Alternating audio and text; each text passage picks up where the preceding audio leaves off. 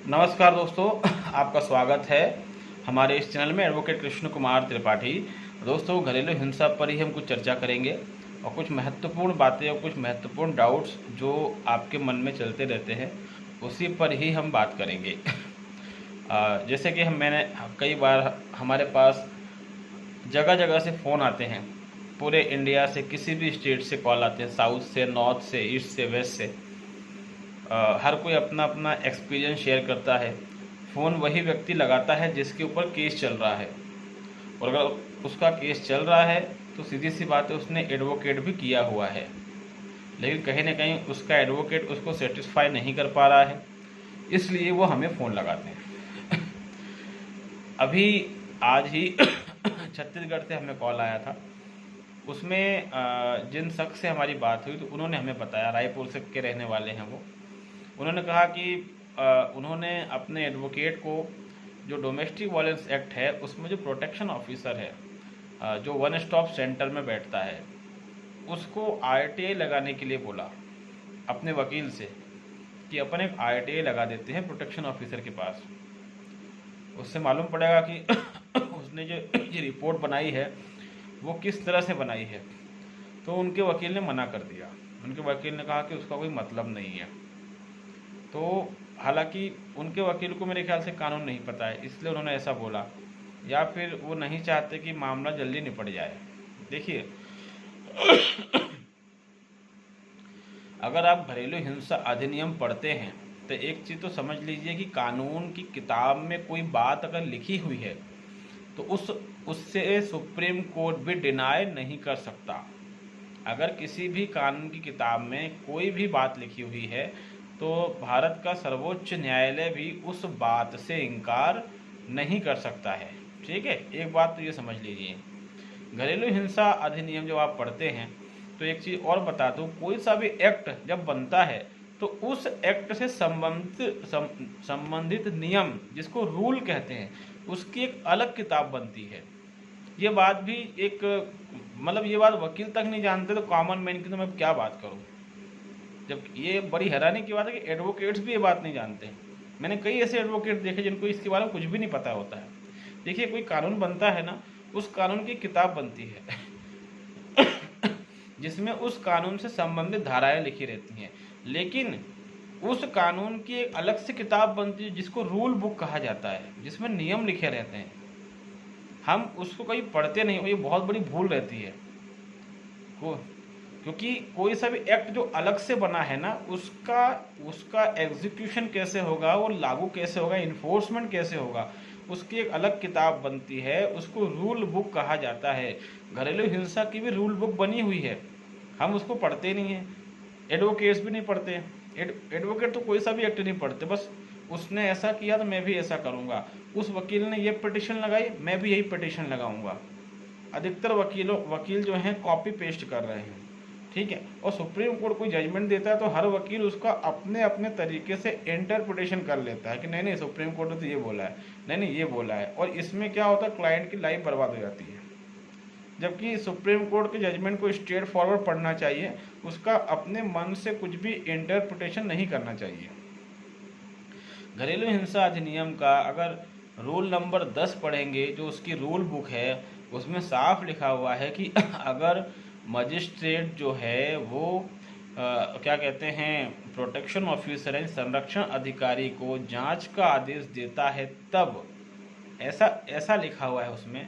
और ऐसा लिखा होने के बाद उसमें 8-10 पॉइंट दे के रखें कि अगर मजिस्ट्रेट प्रोटेक्शन ऑफिसर को जांच का आदेश देता है तब, फिर उसमें 1, 2, 3, 4 पॉइंट लिखे, जिसमें लिखा हुआ है कि प्रोटेक्शन ऑफिसर मौका वारदात पे जाएगा, वहाँ का मौका नक्शा बनाएगा, वहाँ जो लोग हैं उनके बयान लेगा, पीड़िता के बयान लेगा, पति के बयान लेगा, पति के माँ बाप भाई वगैरह के बयान लेगा, अपने साथ एक पुलिस ऑफिसर ले जाएगा, उसके अलावा जो पीड़िता है उसका मेडिकल करवाएगा। क्या कोई भी प्रोटेक्शन ऑफिसर ये करवाता है? नहीं करवाता। अब कई मूर्ख वकील, खासकर आपके दिल्ली वगैरह के, उनका ये कहना है कि सुप्रीम कोर्ट ने डीआईआई रिपोर्ट से मना कर दिया है। अरे भाई, सुप्रीम कोर्ट ने डीआईआई रिपोर्ट से मना किया है, लेकिन सुप्रीम कोर्ट ये नहीं कह रहा है कि डीआईआई रिपोर्ट बनेगी ही नहीं। DIR report, domestic incident report जिसको कहते हैं, ये रिपोर्ट जो है ये डिस्क्रिशनरी पावर है जज का। और कुछ स्टेट्स को अगर हम छोड़ दें तो मेजॉरिटी स्टेट्स में पहले ये रिपोर्ट ही तैयार होती है, उसके बाद ही डोमेस्टिक वायलेंस का केस शुरू होता है। पहले जज आदेश करता है प्रोटेक्शन ऑफिसर को, तो प्रोटेक्शन ऑफिसर अपनी रिपोर्ट फाइल करता है 1 से 1.5 महीने में, 2 महीने में, उसके बाद ही डोमेस्टिक वायलेंस का केस शुरू होता है। अगर कुछ जगह को छोड़ दे तो आज भी यही सिस्टम चल रहा है।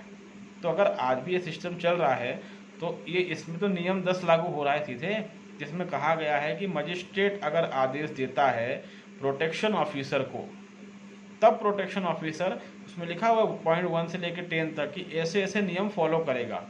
तो अगर आपके घरेलू हिंसा के केस में यही हुआ है कि पहले केस फाइल हुआ है, फिर मजिस्ट्रेट ने डोमेस्टिक इंसिडेंट रिपोर्ट पेश करने को कहा है, तो फिर आप जो नियम 10 है उसमें जो पॉइंट्स हैं उनके तहत RTI लगा दीजिए। इस RTI के बारे में हमने पहले भी बताया है, उसमें RTI लगा दीजिए। RTI में पॉइंट टू पॉइंट सवाल पूछ लीजिए। आप वहाँ गए थे, मौका नक्शा आपने बनाया, उसकी जानकारी दो, किसके बयान लिए, कौन पुलिस ऑफिसर था, कहाँ मेडिकल करवाया आपने। उसमें प्रोटेक्शन ऑफिसर फंस जाएगा और यहाँ पर पूरा केस आपके पक्ष में पलट जाएगा, क्योंकि उसने नियम को फॉलो किया ही नहीं। हर जगह यही हो रहा है। महिला वन स्टॉप सेंटर जाती है, वन स्टॉप सेंटर में कोई अधिकारी बैठा रहता है, बैठी रहती है, महिला जो बोलती है उसको लिख लिया जाता है और उसमें उसके साइन करवा लिए जाते हैं और कुछ दिनों बाद उसी में सील वगैरह लगा के मजिस्ट्रेट के पास भेज दिया जाता है।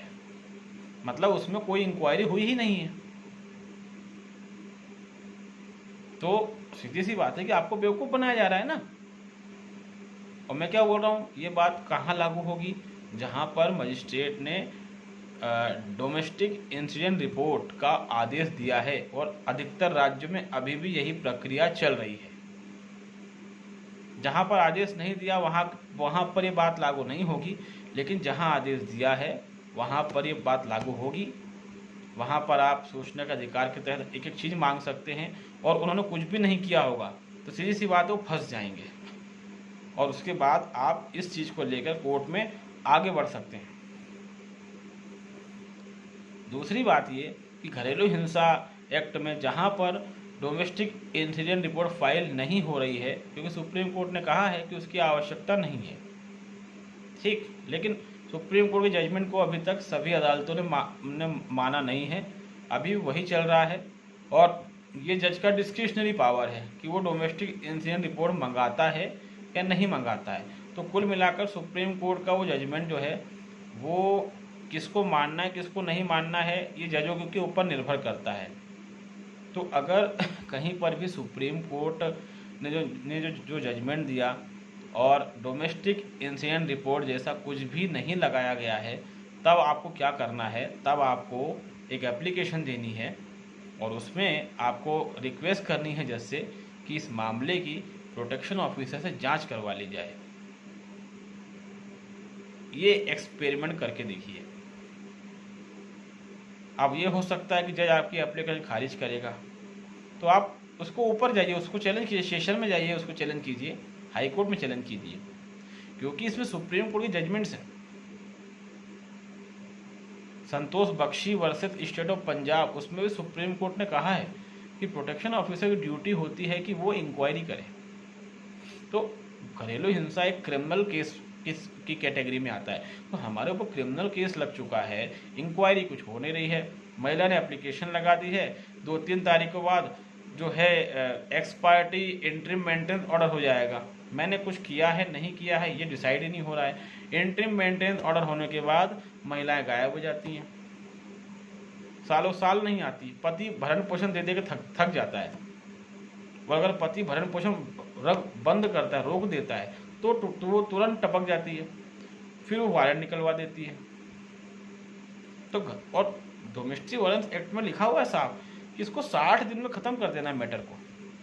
यहाँ 6-6 साल से मैटर चल रहे हैं, हस्बैंड 6-6 साल से भरण पोषण दे रहा है, कोई 5,000 महीना, कोई 10,000, कोई 15, कोई 20, कोई 25, और जहाँ वो मेंटेन देना बंद करता है पत्नी टपक जाती है, एग्जीक्यूशन फाइल कर देती है, फिर पति परेशान होता है। तो बेहतर यही है कि जो प्रोसेस उसके तहत चलें। और अगर डोमेस्टिक इंसिडेंट रिपोर्ट के लिए जज साहब ने प्रोटेक्शन ऑफिसर को नहीं बोला है, उस सीधे सुनवाई शुरू कर दी है, आप स्टार्टिंग में एप्लीकेशन लगा दें कि सर प्रोटेक्शन ऑफिसर से इस मामले की जांच करवाई जाए। रूल 10 जो है घरेलू हिंसा अधिनियम का, वो ये बात कहता है। हो सकता है जज आपकी बात मान ले तो बहुत अच्छी बात, ना माने उसको ऊपर अपील में जाइए, हाई कोर्ट तक खींच दीजिए उस मैटर को, पक्का कोई पॉजिटिव रिजल्ट निकल के आएगा। क्योंकि ये क्रिमिनल केस है, हमने कुछ किया ही नहीं है, महिला आ गई उठ के। अगर ऐसा करेंगे दोस्तों बहुत फ़ायदा होगा, लेकिन ऐसा कोई करता नहीं है। हमने पहले भी इस पर वीडियो बनाए हुए हैं और इस पर Santosh Bakshi versus state of Punjab के अलावा कुछ लेटेस्ट जजमेंट पिछले साल भी आए थे, उसके बारे में भी हमने कुछ वीडियो में चर्चा की है। तो ये एक्सपेरिमेंट करके देखिए, बहुत इसका लाभ आपको मिलेगा। ये सोचना कि सुप्रीम कोर्ट ने बोल दिया है कि उसकी ज़रूरत ही नहीं है, कौन जाए कौन करे, ये फालतू की चीज़ें हैं।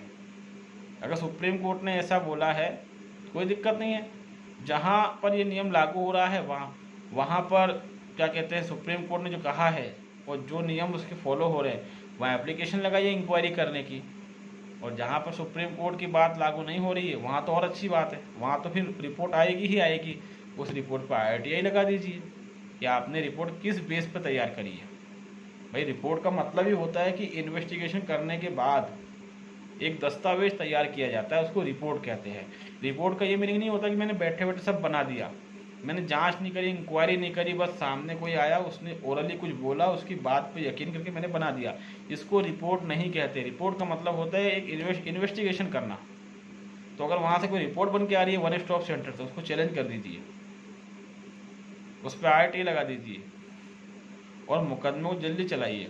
जल्दी जो है लड़की के बयान करवाइए, लड़की बयान पे नहीं आ रही है उसका वारंट निकलवा दीजिए, इंतजार मत कीजिए। लोग कहते हैं सर वो आ ही नहीं रही, अरे आ नहीं रही तो तुम इतने दिन से क्या कर रहे हो, मूंगफली छील रहे हो क्या? उसका वारंट निकलवाओ, उसका वारंट निकलवाओ, एविडेंस की स्टेज पर केस को ले जाओ, उसके बयान होंगे, उसका क्रॉस एग्जामिनेशन होगा। घरेलू हिंसा में अगर ये साबित हो गया कि घरेलू हिंसा नहीं हुई है तो पूरा मेंटल खारिज हो जाता है। और मेजोरिटी केस में साबित होता ही है, क्योंकि सभी केस झूठे हैं। ऐसा तो है नहीं कि आपने लड़की के हाथ पांव तोड़ दिए, सिर फाड़ दिया, फ्रैक्चर कर दिया उसको, कुछ भी नहीं हुआ ऐसा। तो सीधी सी बात है, महिला को पता होता है कि एंट्री ऑर्डर हो गया है, अब अपन कोर्ट जाओ ही मत, पति परेशान होगा। और जब पति बहुत ज़्यादा परेशान हो जाएगा भरण पोषण दे के, तो खुद ही हाथ पांव जोड़ के समझौते की बात करेगा। तब मैं जो मेरी शर्त होगी वो रख दूंगी, 50 लाख दे दो, 25 लाख दे दो, 40 लाख दे दो। तो दोस्तों ये जो चीज़ें मैंने बताई है इसको ध्यान से करें, इसमें जो है आप केस को जीत सकते हैं। अगर आपका वकील नहीं कर रहा तो उसको भी समझाएं, मान जाए तो अच्छी बात है, वरना आपके वकील के लिए आप सिर्फ एक मुकदमा है बस, ठीक है, इससे ज़्यादा आप कुछ नहीं है। लेकिन ये जो केस है ये आपके लिए पूरी ज़िंदगी का सवाल हो जाता है, कई बार लोगों की लाइफ तक बर्बाद हो जाती है। एक कॉमन मैन कितना पैसा देगा वाइफ को हर महीने? ये तो EMI चालू हो जाती है एक तरीके की, उसमें 125 भी लगा देती है, वो घरेलू हिंसा भी लगा देती है, सेक्शन 24 हिंदू मैरिज एक्ट भी लगा देती है। आदमी कहाँ से देगा? तो उम्मीद है कि जो हमने ये इस वीडियो के माध्यम से आपको बताने का प्रयास किया है वो आपकी समझ में आया होगा। भेड़ चाल मत चलिए, केस आप पर लगा है, थोड़ा जागरूक आपको बनना पड़ेगा। भेड़ चाल चलेंगे दोस्तों बर्बाद हो जाएंगे। आखिर में आपके मुँह से ये डायलॉग निकलेगा कि अरे हमें मेरा वकील ख़राब था, वो ऐसा था, फलाना ढिमका था। इसका फिर कोई अर्थ नहीं रह जाता है। बेहतर है बाजी आपके हाथ में रहे।